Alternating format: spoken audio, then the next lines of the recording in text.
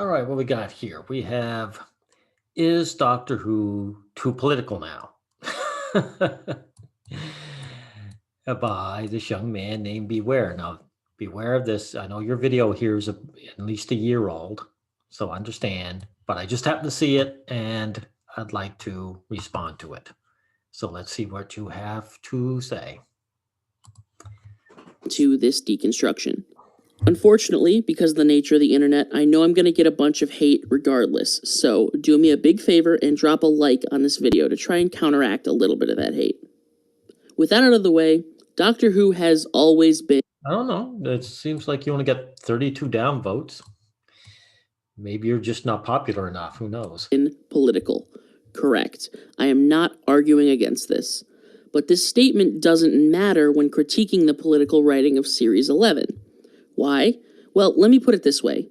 Just because the series has been political in the past, that isn't an excuse for poorly written and executed political storylines today. Now, here's the problem with this. This isn't about being poorly executed. They could do a bang-up job, it'd still be terrible. Because the politics you see are feminist politics, right? See?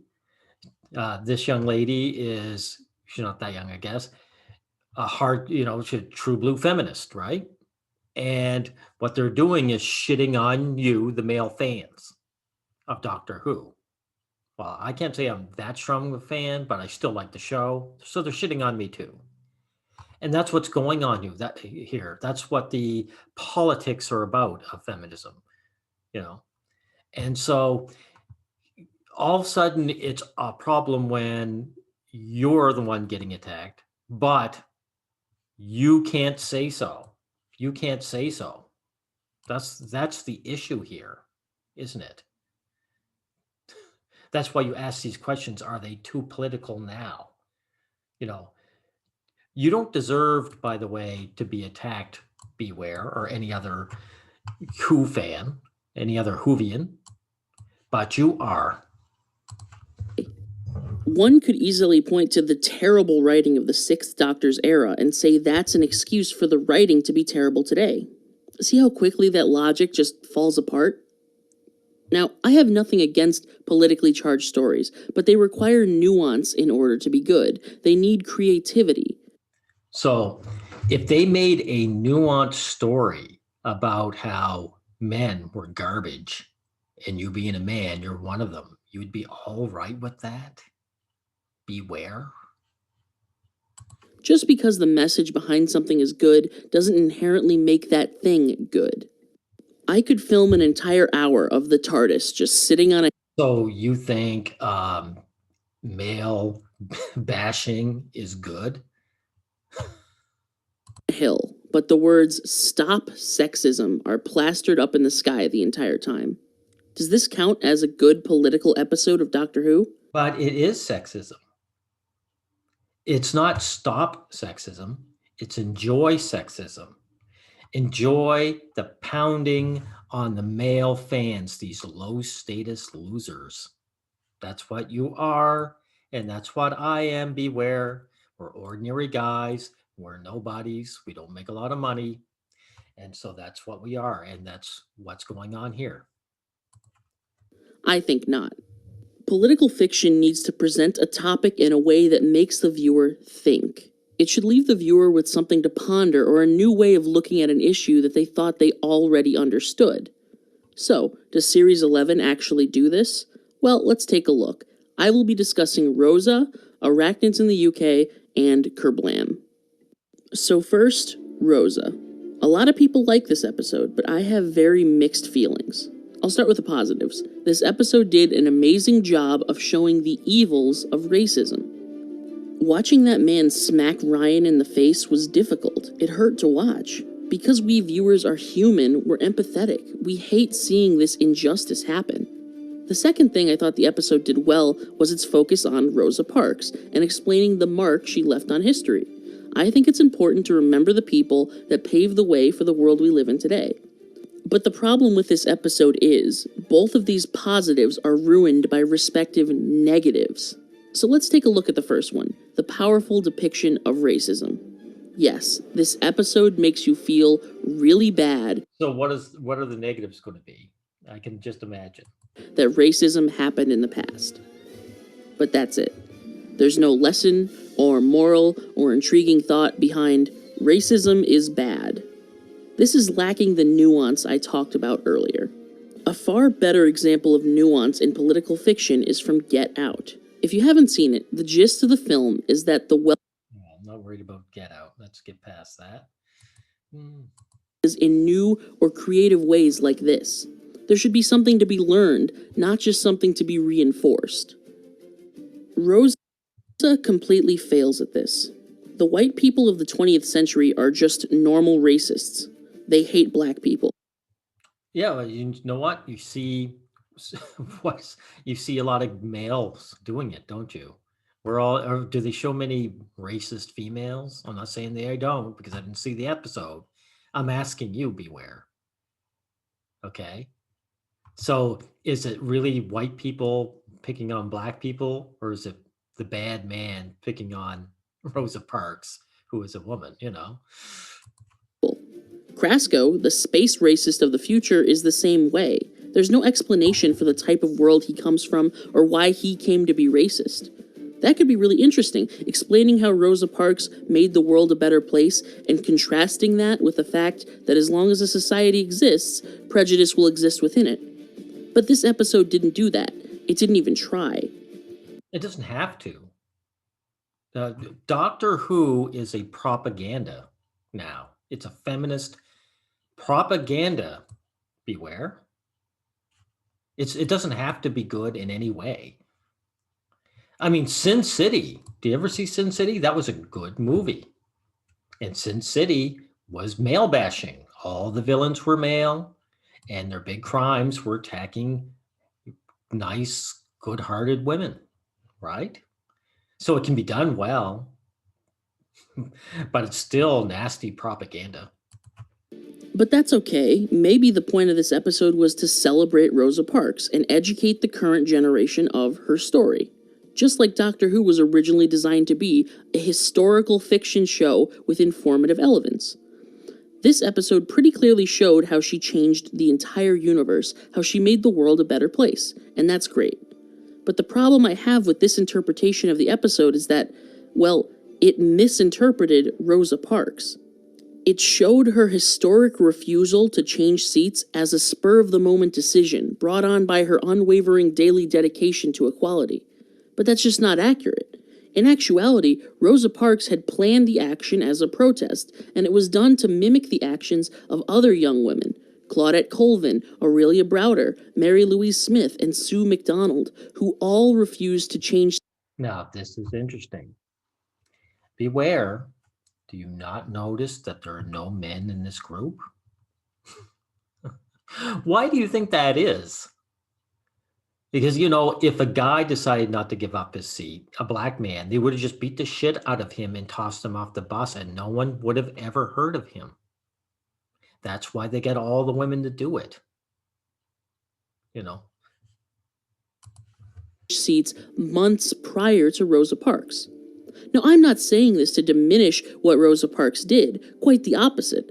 I'm simply shedding light on the fact that she was an activist with a plan, not just a good-natured woman who happened to take a stand one day.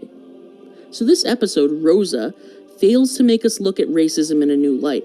It fails to make us tackle our preconceived notions. It doesn't matter. It doesn't matter, beware. That's not what not what Doctor Who is about now. It's feminist Doctor Who. Woman good, man bad. Do you understand? All right, let's hear arachnids in the UK. Was much worse. It's pretty blatant from the beginning, but this guy, the overly angry, overly violent, stupid, selfish, cowardly American hotel mogul with plans to run for president in 2020, everybody knows who he's supposed to represent. But that's the main problem with this episode. As far as Trump allegories go, he's a really bad one. All of his similarities are completely surface level, and everything else about him shows you how smart the feminists are, beware.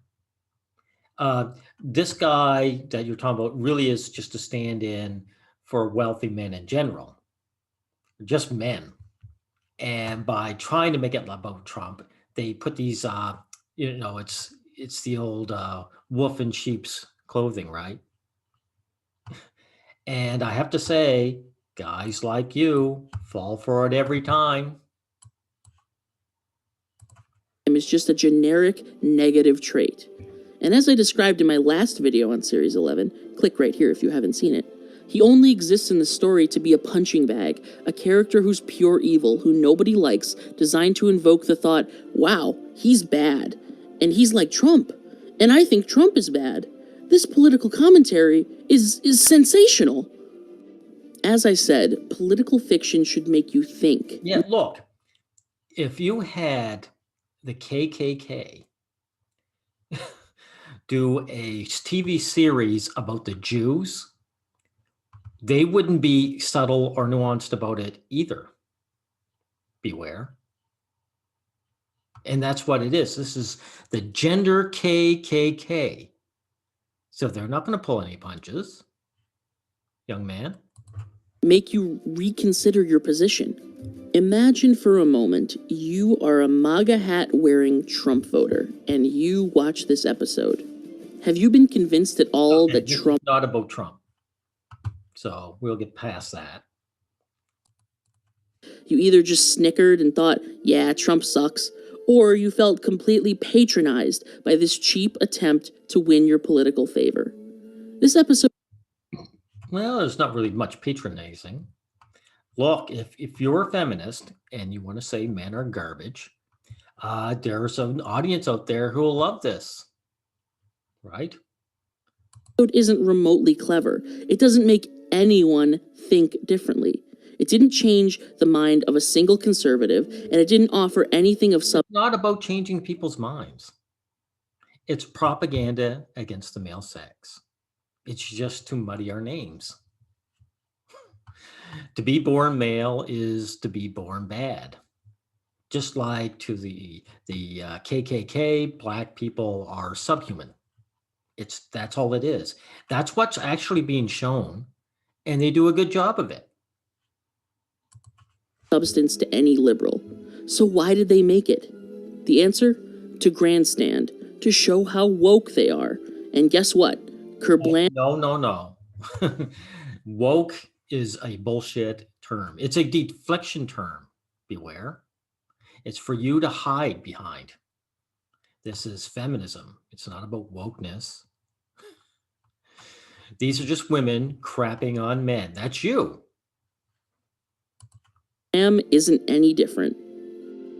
Kerblam is supposed to show us the dangers of both capitalism and the roboticization of our workforce. Both interesting topics with a lot of complex and nuanced ways to deconstruct how we consider them.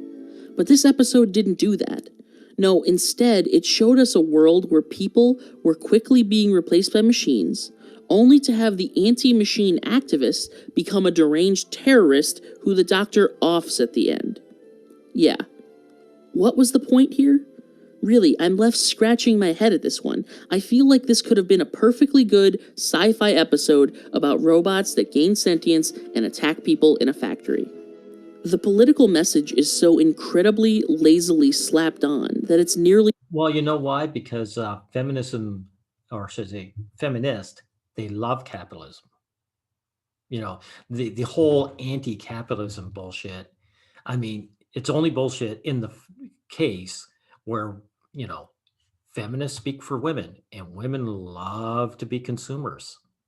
They love capitalism, beware. And that's why it can never be, anti-capitalism can never really be done well by the opposite sex. Incoherent. I guess we're supposed to agree with the villain that people shouldn't be replaced by machines in the workplace? But then why have him double down and kill him at the end? Why make the robots the ones that asked the doctor to help in the first place? Why not instead have the guy we're supposed to agree with behave rationally, decide to stop his plan? Because he's a guy, so therefore he's bad, he has to go. Just like the Jews are always terrible to the KKK, and they have to go. Like Merchant of Venice, right? Shylock, right? Says, "Aren't I human being just like you? When you cut me, do I not bleed?" Yet he actually had to pay and lose all his money in the end, right? And then work with a doctor to find a solution to the problem of the shrinking workforce. I just don't get it. This was a very transparent attempt by the BBC Don't get it because you're in denial.